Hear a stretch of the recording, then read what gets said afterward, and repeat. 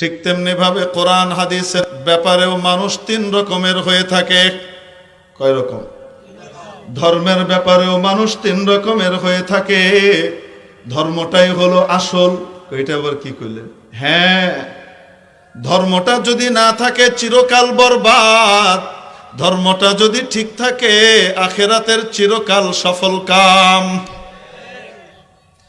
যদি পৃথিবী থেকে ঈমান নিয়ে যেতে পারে আবাদুল আবাদের সুখের জায়গা জান্নাত, আর যদি নাকি পৃথিবী থেকে ঈমানটা হারিয়ে যায় তাহলে মেরে মুহতারাম দোস্ত, দুনিয়ার সবকিছু থাকলেও কিছু নাই, পথের ফকির। ঠিক কি ঠিক না? কোরআন এবং হাদিসের ব্যাপারে, ধর্ম এবং দ্বীনের ব্যাপারে, পরকাল এবং ইহকালের মুক্তি আর কল্যাণের ব্যাপারে স্পেশালিস্ট হিসেবে রব্বুল আলামিন তৈরি করেছেন আলেম উলামাকে। আল্লাহ রব্বুল আলামিন এটার স্পেশালিস্ট বানিয়েছেন নবী রাসূলকে।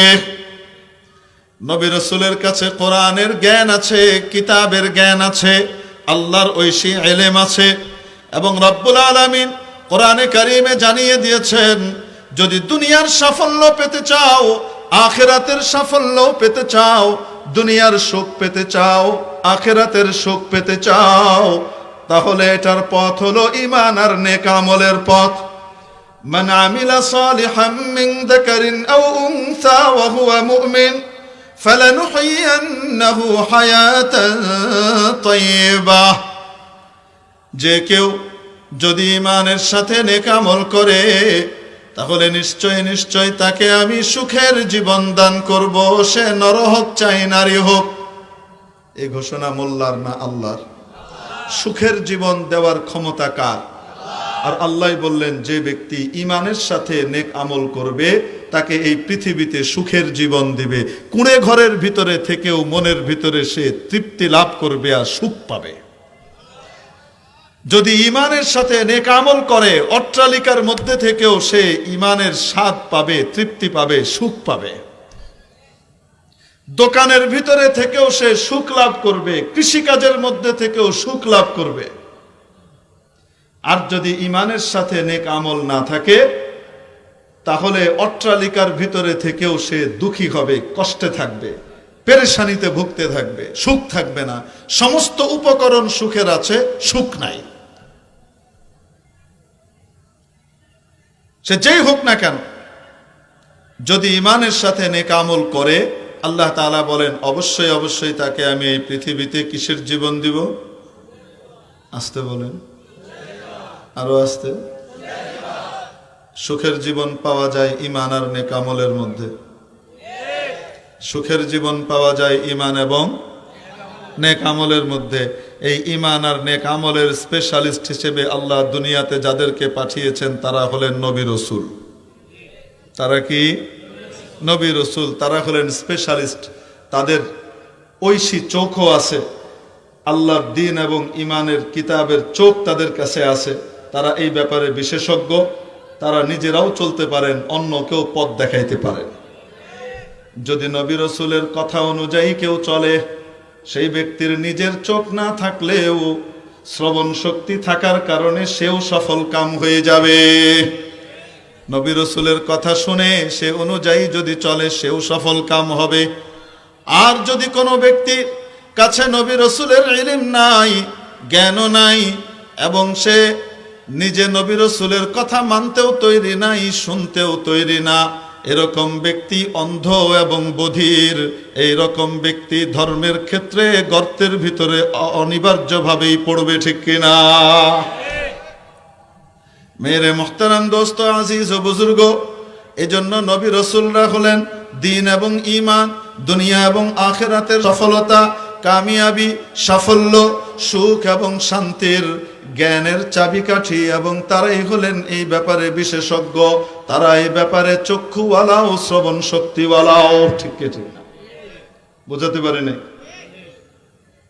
যদি নবী রাসূল না থাকেন তাহলে নবী করিম আলাইহিস সালাতু ওয়াস সালাম বলে গেছেন, আমি যদি না থাকি আমার ওয়ারিসিনরা আছে, এই জায়গাতে আলেম ওলামারা আছে।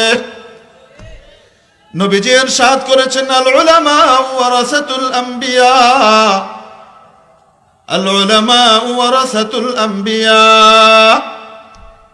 আলেমগণ নবীগণের ওয়ারিস। কার ওয়ারিস? আরো আসতে, ওয়া ইন্নাল আম্বিয়া লাম ইউয়ারিসু দিনারান ওয়ালা দিরহামা, নবী রাসূলরা মিরাজ সূত্রে, উত্তরাধিকার সূত্রে টাকা পয়সা, ধন দৌলত, সোনা দানা, ধনরত্ন, গাড়ি বাড়ি, দুনিয়ার সম্পদ, সহায় জিনিস এগুলো রেখে যান না। তারা রেখে যান ইন্নামা ওয়ারাসুল ইলম, তারা আসমানি জ্ঞান আর ইলমকে রেখে যান মিরাজ সূত্রে, উত্তরাধিকার সূত্রে। ফামান আখাযাহু আখাযা বিহাযিন ওয়াফির, অথবা যে ব্যক্তির কপালে জুটে গেল আসমানি ইলম অর্জন করার সুযোগ, সেই ব্যক্তি যেন প্রাণ ভরে এই ইলমকে অর্জন করে নেয়। তাহলে নবীদের অনুপস্থিতিতে আলেম ওলামারা হলেন কোরআন এবং হাদিসের ব্যাপারে, দুনিয়া এবং আখিরাতের সাফল্যের ব্যবস্থাপনার ব্যাপারে সত্যিকারের চক্ষুওয়ালা। ঠিক কি ঠিক না? অতএব আলেমদের কাছে চোখ থাকার কারণে তারা সুখের পথ চিনে। এজন্য আপনারা দেখতে পাবেন অনেক আলেম ওলামার কাছে, বেশিরভাগের কাছে দুনিয়ার টাকা পয়সা নাই, সুখের উপকরণগুলো প্রায় লোকের কাছেই নাই। বেশিরভাগের কাছে দেখবেন মাদ্রাসার মধ্যে পড়াচ্ছে, কওমি মাদ্রাসায় জীবন উৎসর্গ করে দিয়েছে, মসজিদের মধ্যে নিজের জীবনটাকে উৎসর্গ করে দিয়েছে। মাসের পর মাস সম্মানী আর বেতন নামক যে জিনিসটা, সেটা বাকি। একটা হলো সম্মানী অতি অল্প, তারপরেও রেগুলার না, ইররেগুলার। ঠিক কি ঠিক না? সুখের সম্পদগুলো তাদের কাছে নাই, উপকরণগুলো নাই, কিন্তু তারপরেও দেখবেন তাদের মুখের মধ্যে হাসি ফুটে আছে। বাড়িতে ছেলে অসুস্থ হলে চিকিৎসা করানোর টাকা নাই, স্ত্রী অসুস্থ হলে কলিজাটা ফেটে যায়, স্ত্রীকে ভালো চিকিৎসা দিবে সেই টাকাটাও অনেক সময় থাকে না। এত পেরেশানি আর চিন্তার মধ্যে থাকা সত্ত্বেও চেহারা দেখে বুঝতে পারবেন না বড় কষ্টে আছে, চেহারা দেখলে মনে হয় বড় আরামে আর সুখে আছে। ঠিক কিনা? কেন? সুখের ইলম তাদের কাছে থাকার কারণে আখিরাত এবং দুনিয়ার সুখ শান্তি সফলতার বিষয়ে, ঈমান এবং নেক আমলের বিষয়ে তারা বিশেষজ্ঞ হওয়ার কারণে তারা চক্ষুওয়ালা। তারা এই পথের মধ্যে চলার কারণে হাজার কষ্টের মধ্যেও রব্বুল আলামিন তাদের মনের মধ্যে সুখের অনুভূতি দিয়ে রাখেন। মেরে মুহতারাম দোস্ত, আজিজ ও বুজুর্গ, বলছিলাম উনারা তো চোখওয়ালা, যাদের কাছে কোরআন হাদিসের পর্যাপ্ত ইলম নাই এবং সার্টিফাইড ইউনিভার্সিটির কাছ থেকে, কওমি মাদ্রাসার কাছ থেকে ঠিকমতো ডিগ্রিও সে অর্জন করে নাই, এই রকম ব্যক্তি হয়তো কানওয়ালা হবে অথবা কান ছাড়া হবে, হয়তো শ্রবণ শক্তির অধিকারী হবে অথবা এই ব্যাপারে বধির হবে। যদি আলেম নাও হয়, চোখ নাই ঠিক, কিন্তু চোখওয়ালার কথা অনুযায়ী যদি এই ব্যাপারে আমল করে, এই ব্যাপারে মেনে চলে এবং চলতে থাকে, এই রকম ব্যক্তিও সফল কাম হয়ে যাবে। ঠিক কি ঠিক না?